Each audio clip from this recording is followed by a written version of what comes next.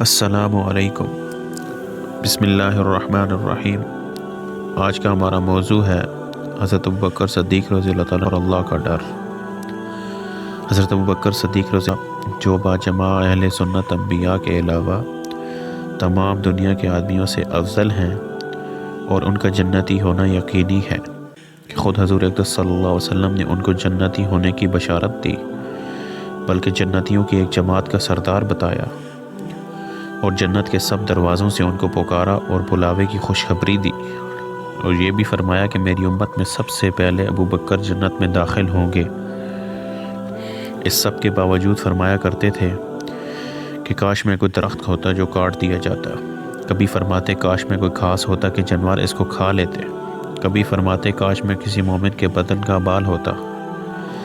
ایک مرتبہ ایک باغ میں تشریف لے گئے اور ایک جانور کو بیٹھا ہوا دیکھ کر ٹھنڈا سانس بھرا اور فرمایا کہ تو کس قدر لطف میں ہے کہ کھاتا ہے، پیتا ہے، درختوں کے سائے میں پھرتا ہے، اور آخرت میں تجھ پر کوئی حساب کتاب نہیں۔ کاش ابوبکر بھی تجھ جیسا ہوتا۔ ربیعہ اسلم روز کہتے ہیں کہ ایک مرتبہ کسی بات پر مجھ میں اور حضرت ابوبکر میں کچھ بات بڑھ گئی اور انہوں نے مجھے کوئی سخت لفظ کہہ دیا جو مجھے ناگوار گزرا۔ فوراً ان کو خیال ہوا، مجھ سے فرمایا کہ تو بھی مجھے کہہ دے تاکہ بدلہ ہو جائے۔ میں نے کہنے سے انکار کیا تو انہوں نے فرمایا کہ یا تو کہہ لے ورنہ میں حضور صلی اللہ علیہ وسلم سے جا کر عرض کروں گا۔ میں نے اس پر بھی جوابی لفظ کہنے سے انکار کیا۔ وہ تو اٹھ کر چلے گئے۔ بنو اسلم کے کچھ لوگ آئے اور کہنے لگے کہ یہ بھی اچھی بات ہے کہ خود ہی تو زیادتی کی اور خود ہی الٹا حضور صلی اللہ علیہ وسلم سے شکایت کرے۔ میں نے کہا تم جانتے بھی ہو کہ یہ کون ہے؟ یہ ابوبکر صدیق رضی اللہ عنہ۔ اگر یہ خفا ہو گئے تو اللہ کا لاڈلا رسول صلی اللہ علیہ وسلم مجھ سے خفا ہو جائے گا اور اس کی خفگی سے اللہ تعالیٰ شانہ ناراض ہو جائیں گے۔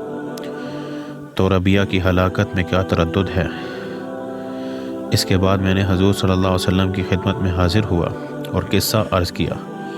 حضور صلی اللہ علیہ وسلم نے فرمایا کہ ٹھیک ہے، تجھے جواب میں اور بدلے میں کہنا نہیں چاہیے، البتہ اس کے بدلے میں یوں کہہ کہ اے ابوبکر اللہ تمہیں معاف فرما دے۔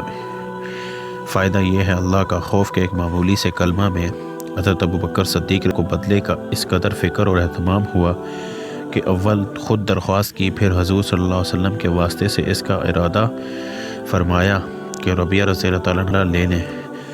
آج ہم سینکڑوں باتیں ایک دوسرے کو کہہ دیتے ہیں، اس کا خیال بھی نہیں ہوتا کہ اس کا آخرت میں بھی بدلہ لیا جائے گا یا حساب کتاب بھی ہوگا۔